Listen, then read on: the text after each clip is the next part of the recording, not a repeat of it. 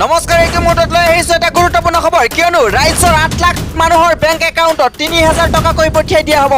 এই কথা ঘোষণা কৰিছে ভাৰতৰ বিত্তমন্ত্ৰী নিৰ্মলা সীতাৰমণে। কিন্তু কোনসকল মানুহে এই 3000 টকাকৈ লাভ কৰিব, এই ভিডিঅ'টোৰ জৰিয়তে সকলোখিনি কথা আলোচনা কৰিম। তাৰ আগতে আপোনালোকক মই এটা সৰু অনুৰোধ কৰিম, এই ধৰণৰ ভিডিঅ'বোৰ পাই থাকিবৰ কাৰণে চেনেলটো ছাবস্ক্ৰাইব কৰি এটা লাইক কৰি ওচৰত থকা বেল আইকনটো প্ৰেছ কৰি দিব। তেন্তে বলক ভিডিঅ'টো আৰম্ভ কৰোঁ। আজি খানাপাৰাত চাহ শ্ৰমিকসকলৰ বাবে মুকলি কৰা হয় এক অভিলাষী আঁচনি। এই অনুষ্ঠানত উপস্থিত থাকে কেন্দ্ৰীয় বিত্তমন্ত্ৰী নিৰ্মলা সীতাৰমণ। গুৱাহাটী খানাপাৰাত বিত্তমন্ত্ৰীগৰাকীয়ে অসম চৰকাৰে 8 লাখ চাহ বনোৱাৰ একাউণ্টত আঁচনি মতে প্ৰদান কৰিবলগীয়া 3000 টকা আজি প্ৰদান কৰিব।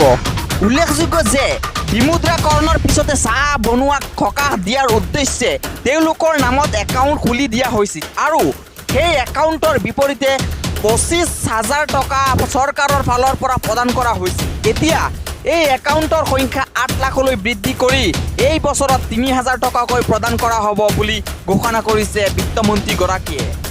তো আশা কৰিছোঁ এই ভিডিঅ'টোৰ পৰা কিবা এটা উপকৃত পাইছা। ধন্যবাদ। চেনেলটো ছাবস্ক্ৰাইব কৰি ওচৰত থকা বেল আইকনটো প্ৰেছ কৰি এটা লাইক কৰি দিব। ধন্যবাদ।